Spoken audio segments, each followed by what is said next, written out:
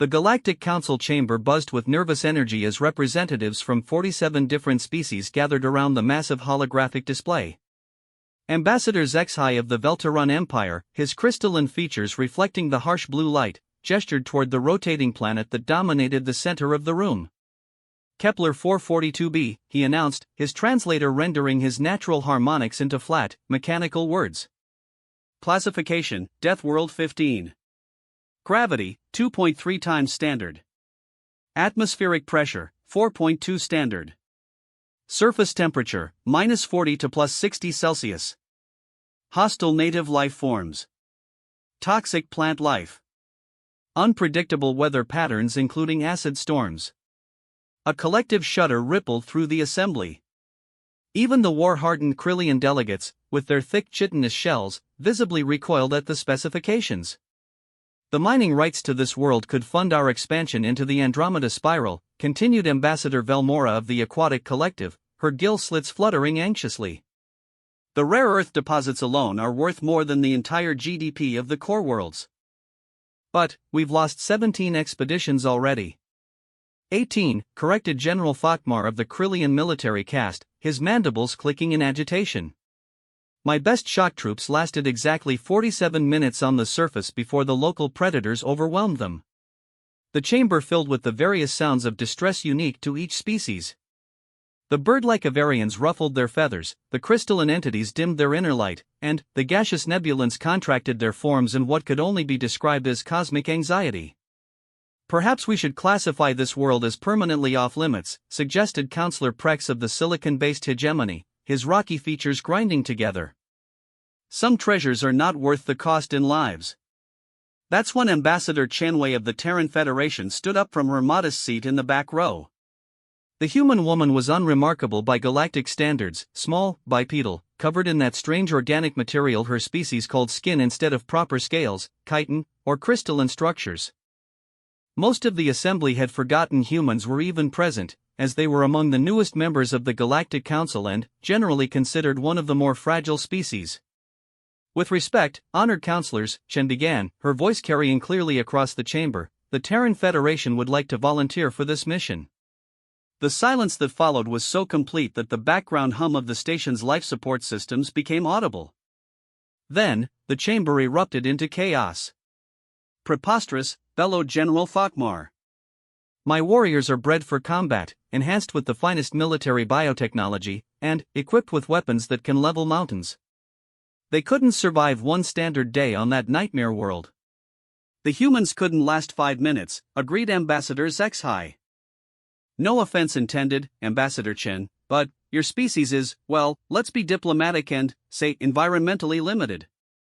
You require a very specific atmospheric composition, moderate temperatures, and protection from radiation that would barely tickle a Krillian hatchling. Chen smiled, an expression that most species found either endearing or slightly unnerving, depending on their evolutionary background. I understand your concerns, but we've done our homework on Kepler 442b. We believe human physiology might be uniquely suited to this particular challenge. Uniquely suited? Ambassador Velmora's chromatophores flashed in patterns that roughly translated to incredulous disbelief. Your species evolved on a garden world with gentle weather and abundant resources. What could possibly make you think actually, Chen interrupted politely, that's not quite accurate. Earth is classified as a Class 12 death world in your databases. Another moment of stunned silence. Counselor Prex was the first to recover. Impossible. We've reviewed Terran environmental data extensively before approving your membership. Earth is clearly a garden world with stable ecosystems and an oxygen-rich atmosphere that would be toxic to 60% of Council species, Chen continued. Massive oceans of corrosive dihydrogen monoxide covering 70% of the surface. Extreme weather phenomena including electrical storms, rotating air masses capable of leveling cities, and frozen precipitation. Gravity that's considered uncomfortably high by most standards. And that's just the environment. She activated her portable display unit, projecting images of Earth's wildlife into the chamber. Our native fauna includes creatures that most of you would classify as apex predators. Some of our mammals routinely take down prey 50 times their body weight. Our insects include species that can lift objects 20 times their own mass. And our marine life. She paused to let the image of a great white shark sink in. Well, we share our oceans with some truly impressive hunters. The Avarian delegate, Skyweaver Lifton, preened nervously. But surely these are exceptional cases. Your cities appear quite peaceful in our surveys. That's because we've spent thousands of years learning to coexist with our environment, Chen explained. We had to adapt or die. Every human alive today is descended from survivors who learned to thrive in conditions that would challenge most council species. We've developed technologies and techniques specifically for hostile environments because that's where we come from. Admiral Rex Vaughn of the star-spanning Navy, whose species resembled a cross between an octopus and a spacecraft, undulated thoughtfully. Even if we accept that Earth is more dangerous than initially assessed, Kepler 442b presents challenges far beyond anything your world offers. The gravity alone would crush most organic beings. True, Chen acknowledged. But humans have experience with high-gravity environments. Our species has been launching ourselves off-world in chemical rockets, essentially controlled explosions, for centuries. We regularly expose ourselves to gravitational forces that would liquefy most organic matter, just for the sake of exploration. And the toxic atmosphere, pressed General Thakmar. We've been dealing with atmospheric toxicity for millennia. Our industrial revolution involved pumping enormous quantities of pollutants into our air. We've learned to filter, process, and adapt to atmospheric conditions that would be immediately fatal to most species. Plus, we're quite comfortable with artificial life support systems. Chen advanced to the next slide in her presentation. The temperature extremes you mentioned? Humans regularly live and work in environments ranging from -60 to +60 Celsius. We call it seasonal variation in most of our populated regions. Some of our recreational activities actually involve voluntarily exposing ourselves to conditions that approximate your Class 15 classifications. The chamber was growing quieter as the assembled delegates began to process this information. Ambassador Zexai's crystalline features were cycling through colors that suggested deep contemplation. The predators, he said finally. The previous expeditions were overwhelmed by the native fauna. Surely no amount of environmental adaptation would prepare your species for creatures that evolved on a Class 15 Deathworld. Chen's smile broadened slightly. With respect, Ambassador, I think you might be underestimating human ingenuity when it comes to dealing with dangerous wildlife. We've been the apex predator on our own dangerous world for quite some time. We've hunted everything from microscopic pathogens to creatures weighing several tons. And we've done it using tools, tactics, and teamwork rather than relying purely on biological advantages. She brought up another set of images showing human activities that made several delegates recoil. Mountain climbing, deep-sea exploration, Arctic survival, volcano observation, storm chasing, activities that most species would consider elaborate forms of suicide. We call these extreme sports, Chen explained cheerfully. We do them for fun. The silence stretched for a full minute before Admiral Rexvon spoke.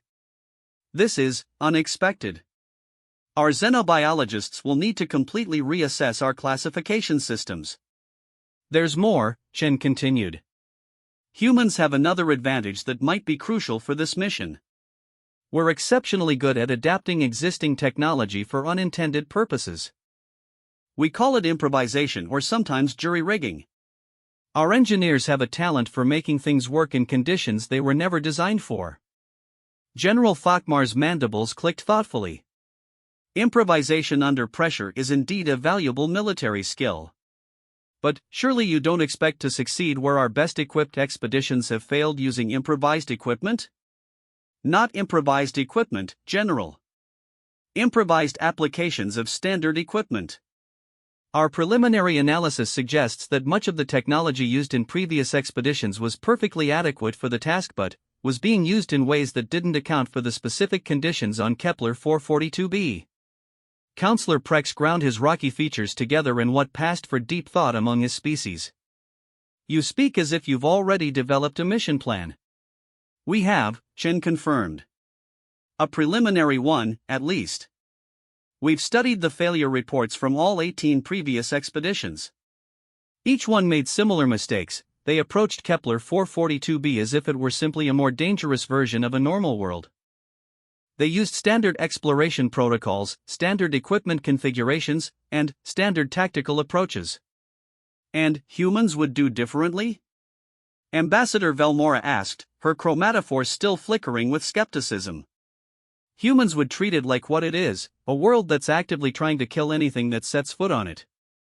We'd plan accordingly. Our mission teams would consist of people who voluntarily seek out dangerous environments. Our equipment would be designed for failure and quick replacement rather than long-term reliability. Our tactics would assume that everything that can go wrong will go wrong, probably at the worst possible moment. Ambassador HFY's crystal formation suddenly blazed with light, an indication of excitement among his people. You're proposing to approach this as a survival scenario rather than an exploration mission. Exactly. The rare earth deposits aren't going anywhere. We don't need to establish a permanent presence or conduct extensive surveys. We need to get in, extract enough material to justify the mission, and get out alive. It's essentially a smash-and-grab operation in one of the most hostile environments in known space. The chamber buzzed with discussion as delegates conferred with their advisors and military attaches. The concept was so fundamentally different from standard council procedures that it required significant mental adjustment. Finally, Supreme Counselor Youthgax of the Elder Assembly raised his massive bulk from the central throne. The ancient being's voice carried the weight of millennia as he addressed the chamber. The proposal is unorthodox. The Terran Federation would be assuming enormous risk for what amounts to a speculative venture. Are your people truly prepared for the possibility of total mission failure? Chen stood straighter, her expression becoming more serious. Supreme Counselor, humans have a saying, fortune favors the bold. We've built our entire civilization on the principle that some things are worth the risk. Our species left our homeworld in primitive spacecraft, knowing that most of us would die in the attempt, because we believed the potential rewards justified the danger. And if this mission fails as catastrophically as the others? Then, we'll learn from our mistakes and try again with better preparation. That's also very human. The Supreme Counselor's ancient eyes studied the small human for a long moment. Very well. The Terran Federation is granted permission to attempt extraction operations on Kepler 442b. However, given the extreme risk involved, this will be classified as a volunteer-only mission. No member of your species may be compelled to participate. Chen's smile returned, brighter than before. Thank you, Supreme Counselor. I think you'll find that finding volunteers won't be a problem. Humans have always been drawn to impossible challenges. As the session adjourned and delegates filed out of the chamber, the air hummed with skeptical conversations in dozens of languages. Most assumed they would be attending a memorial service for the Terran volunteers within a standard galactic month. What none of them realized was that word of the mission was already spreading through human communication networks, and the response was exactly what Ambassador Chen had predicted. Within hours, applications from humans began flooding the Terran Federation's military and civilian exploration services. The message was consistent across cultures, languages, and backgrounds. Someone had finally found a world dangerous enough to be interesting. The TFS Resilient hung in space 3 astronomical units from Kepler 442b, its hull scarred from decades of exploration missions to worlds that most species wouldn't dare to visit. Captain Sarah Martinez stood on the bridge, watching her crew make final preparations for what the Galactic Council had already started calling the suicide mission. Her team was exactly what Ambassador Chen had promised, volunteers who actively sought out the kind of danger that made other species question human sanity. Dr. James Park, their xenobiologist, had previously spent 2 years studying extremophile bacteria in the sulfur springs of Io. Chief Engineer Rosa Vasquez had designed atmospheric processors for 3 different toxic worlds. Security Chief Michael Connor had led rescue operations in environments ranging from the crushing depths of Europa's oceans to the radiation-soaked surface of Mars during the solar storms of 2387. Captain, announced Communications Officer Lisa Zhang, were receiving another message from the Veltarun monitoring station. They're requesting confirmation that we understand the risks involved. Martinez snorted. Tell them we understand the risks perfectly. That's why we brought extra coffee. The bridge crew chuckled. It had become something of a running joke during the 3-week journey from Earth.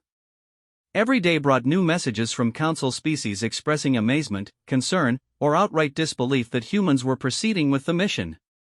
Some offered condolences in advance. Others requested detailed recordings for future xenopsychological study. "Ma'am," called Science Officer David Kim from his station, "we're getting our first detailed sensor readings of the surface. The good news is that the rare earth deposits are exactly where the geological surveys predicted." "And the bad news?" "The bad news is that everything else is worse than expected." Kim's fingers danced across his console, bringing up a holographic display of the planet. Gravity is actually 2.4 times Earth standard, not 2.3. Atmospheric pressure varies wildly due to thermal updrafts from geothermal activity. And the native life forms. He paused to enhance a section of the scan. "Captain, I'm reading biological signatures that suggest predators significantly larger than anything in our databases." Dr. Park looked up from his own readings with obvious excitement. "Fascinating. The ecosystem appears to be based on silicon-carbon hybrid biochemistry. That would explain why previous expeditions had so much trouble.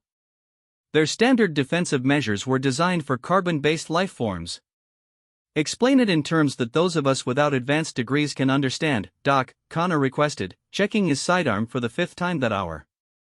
"Standard energy weapons are designed to disrupt carbon-based cellular structures," Park explained. "They'd be much less effective against creatures with silicon-carbon hybrid biochemistry. It would be like trying to kill a rock with a laser designed to cook meat." "So we need different weapons?" asked Martinez. "Or different tactics," suggested Vasquez from the engineering station. "If they're partially silicon-based, they might be vulnerable to sonic disruption or electromagnetic interference." "The electromagnetic approach might work," Kim agreed, studying the biological scans. "But, Captain, there's something else. The local ecosystem appears to be remarkably intelligent. I'm seeing behavioral patterns that suggest the native fauna actually coordinate their hunting strategies." Connor whistled low. "Smart pack hunters with rocky hides and immunity to standard weapons. No wonder the previous expeditions got overwhelmed." "There's more," Kim continued. "The geothermal activity isn't random. It appears to be triggered by seismic activity, which is triggered by..." He paused to double-check his readings. "By the local fauna. They're using the planet itself as a weapon." The bridge fell silent for a moment as the implications sank in. They weren't just dealing with dangerous wildlife on a hostile planet. They were facing an ecosystem that had evolved to actively hunt intruders using environmental weapons. "Well," Martinez said finally, "at least it won't be boring." "Captain," Zhang interrupted, "incoming transmission from Fleet Command. Priority Alpha. On screen." Admiral Catherine Hayes materialized in the holographic display, her expression serious but not grim. "Captain Martinez, I've been monitoring your mission reports. High Command wants to know if you're planning to proceed with the landing." "Yes, ma'am. The team's reviewed all available data and we're confident we can complete the mission." "Captain, I have to ask, are you sure your confidence isn't misplaced? The Council has provided us with detailed records of 18 previous failed expeditions. Some of those teams had significantly more firepower and defensive capability than your mission allows for." Martinez glanced around at her crew, seeing the same determination reflected in each face that she felt herself. "Admiral, with respect, those expeditions failed because they approached this wrong. They treated Kepler 442b like a difficult version of a standard world. We're treating it like what it is, a world that's actively trying to kill us." "Meaning?" "Meaning we're not planning to fight the planet, ma'am. We're planning to outweed it." Admiral Hayes raised an eyebrow. "Elaborate." Dr. Park stepped forward. "Admiral, our analysis suggests that previous expeditions triggered aggressive responses by following standard exploration protocols. Large landing parties, extensive equipment, attempts to establish secure perimeters. From the planet's perspective, they were launching invasions. So instead, continued Vasquez, we're going in small, fast, and quiet. Minimal equipment, maximum mobility. We get in, grab what we need, and get out before the ecosystem can organize an effective response. It's essentially a surgical strike, Connor added. Hit hard, hit fast, and disappear before the enemy knows what happened. Admiral Hayes considered this for a moment. And if things go wrong? Then, we improvise, Martinez replied. Admiral, humans have been surviving in hostile environments for millennia by being adaptable.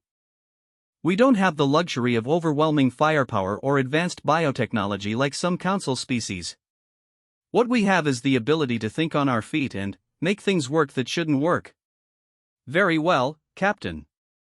You have a go for the mission. But, I want hourly status reports once you're on the surface. Understood, ma'am. As the Admiral's image faded, Martinez turned to address her crew. All right, people, you heard the woman. Final equipment check in 30 minutes, then, we load the shuttles. Remember, we're not conquering this planet. We're stealing from it and running away. Questions? Just one, Captain, said Zhang with a grin. What do we do if we actually succeed? Then, we come back with a bigger shovel. 2 hours later, the landing shuttle's Persistence and Audacity descended through Kepler 442b's turbulent atmosphere. The initial approach went smoothly, almost too smoothly. The team had expected immediate hostile reaction based on previous mission reports, but the skies remained clear of the flying predators that had plagued earlier expeditions. Sensors show we're approaching the primary mining site, announced pilot Emma Rodriguez from the Persistence. Geological surveys indicate the highest concentration of rare earth elements is in the valley system approximately 2 kilometers from the landing zone. Copy that, Persistence, replied pilot Jack Thompson from the Audacity. I'm reading massive life signs in that valley. Whatever lives down there is big and there's a lot of it. Dr. Park, monitoring the biological sensors from the Persistence, was practically vibrating with excitement. The biodiversity readings are off the charts. Captain, this ecosystem is unlike anything we've encountered. The level of organization and apparent intelligence suggests cooperative behavior normally only seen in advanced social species. Doc, please tell me that's good news, Connor said, checking his modified equipment one more time. Well, it means they're probably smart enough to negotiate with if things go badly. And if they're not interested in negotiation? Then, it means they're smart enough to set traps. The shuttles touched down on a relatively stable plateau overlooking the target valley. The first thing that struck the landing team was the sound, a constant low-frequency rumbling that seemed to come from everywhere and nowhere at once. That's not geological, announced Kim, consulting his instruments. It's biological. Something down there is making that noise. Communication, asked Martinez. Possibly. Or coordination signals. Or. Park paused, checking his readings again. Captain, I think they know we're here. As if summoned by his words, creatures began emerging from concealment throughout the valley below. At first glance, they resembled enormous beetles with crystalline shells, but, as the team watched, it became clear that the resemblance was superficial. These beings moved with purpose and intelligence, arranging themselves in formations that suggested military organization. Well, observed Connor, raising his binoculars, that's not ominous at all. Captain, called Vasquez from her position near the equipment cache, I'm detecting massive electromagnetic fluctuations from the valley. Whatever they're doing down there, it's generating enough energy to interfere with our communications. Can you compensate? I can try, but it'll drain our portable fusion cells faster than planned. Martinez weighed the options. They could abort the mission and return to orbit with the excuse that conditions were too dangerous. It would be the safe choice, the sensible choice. It was exactly what every other species would do in this situation. Negative, Rosa. We stick to the plan. Minimal power usage, maximum stealth. We get in, get what we need, and get out. Copy that, Captain. The team divided into two groups as planned. Martinez led the primary mining team toward the rich deposits in the valley floor, while Connor's security team established overwatch positions on the surrounding ridges. The plan was simple: get in fast, extract enough rare earth elements to justify the mission, and extract before the local ecosystem could mount an effective response. What they hadn't planned for was the planet itself beginning to change around them. Captain Park's voice crackled over the calm with barely contained excitement. The geological activity isn't random. The native species are using geothermal vents as a defensive system. They're redirecting underground thermal flows to create barriers and weapons. Weapons? Steam geysers, localized temperature spikes, even controlled rock slides. Captain, they've weaponized the planet's geology. Martinez paused in her descent toward the mining site. Around her, the ground was beginning to show stress fractures as underground thermal flows shifted. The constant rumbling was growing louder and more complex, almost like. Doc, could that sound be a language? Yes, actually. The tonal variations and rhythmic patterns suggest a complex communication system. They're not just coordinating, Captain. They're strategizing. Wonderful. We're not just facing smart predators. We're facing smart predators with home field advantage and geological weapons. Captain, interrupted Connor from his overwatch position, we've got movement. Lots of it. Whatever they're planning, it's big. Martinez looked down at the rich mineral deposits gleaming in the valley floor, then up at the increasingly unstable terrain around them. Every instinct told her to abort the mission and retreat to orbit. It was the smart play, the safe play. Instead, she smiled. Change of plan, people. We're not running from these things.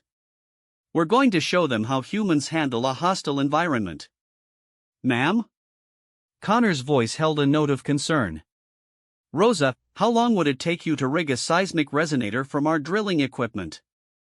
To do what with it, Captain? To give these creatures a taste of their own medicine. If they want to play with geological weapons, let's show them what humans can do when we put our minds to it. The plan that followed would have horrified every military strategist in the Galactic Council. Instead of retreating in the face of superior numbers and home field advantage, the humans decided to turn the planet's own weapons against its defenders. What the native species of Kepler 442b didn't understand was that humans had spent their entire evolutionary history learning to survive in environments that didn't want them to exist. And, when survival wasn't enough, they learned to thrive by becoming more dangerous than anything their environment could throw at them. Chief Engineer Rosa Vasquez crouched beside the drilling equipment, her hands moving with practiced efficiency as she converted mineral extraction tools into improvised geological weapons. Around her, the ground continued to shake as the native creatures orchestrated increasingly complex seismic events.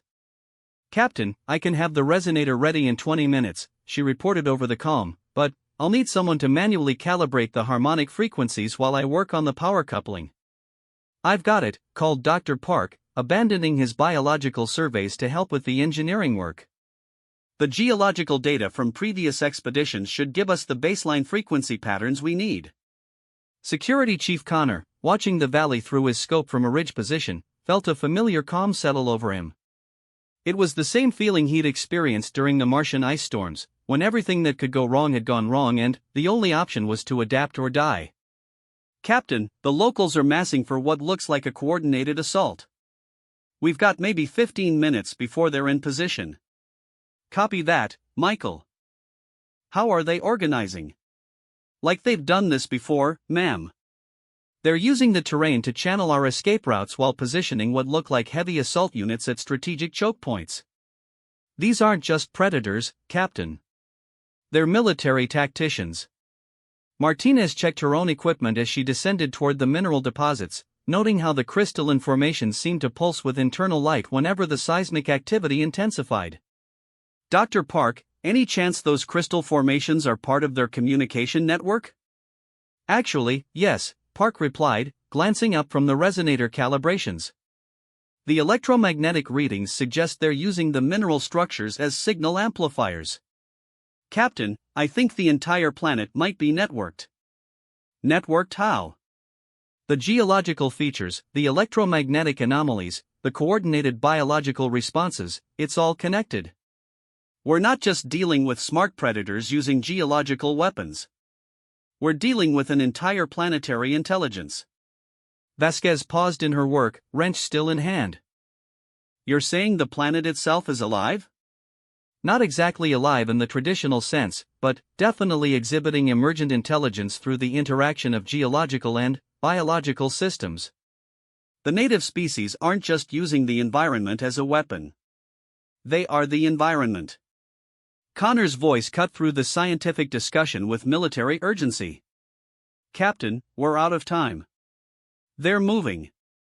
Through her binoculars, Martinez could see them now, massive creatures that look like living geological formations, moving with purpose and coordination that spoke of millennia of evolution toward cooperative intelligence.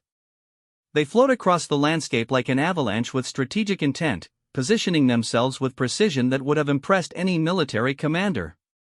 Rosa, status on the resonator? 2 minutes, Captain. But, I have to warn you, what we're about to try has never been tested under these conditions. We could destabilize the entire valley. What's the worst-case scenario? Best case, we create enough geological chaos to cover our escape. Worst case, we trigger a cascade failure that drops this entire mountain range into the planet's core. Martinez considered this for exactly 3 seconds. Do it. What followed challenged every assumption the Galactic Council had made about human tactical thinking. Instead of attempting to fight their way out through superior firepower or advanced technology, the humans decided to outthink an entire planet. Vasquez's jury-rigged seismic resonator came online with a subsonic hum that made everyone's bones vibrate. The device, built from drilling equipment and held together with determination and improvised components, began generating harmonic frequencies designed to interfere with the planet's natural geological communication networks. Initiating resonance pattern alpha, Vasquez announced, her hands dancing over controls that hadn't existed an hour earlier. If this works, we should disrupt their coordination long enough to. She was interrupted by a sound like the planet screaming. The harmonic interference had found the resonant frequency of the crystalline network, and the entire valley erupted into chaos. Geysers of superheated steam shot skyward at random intervals.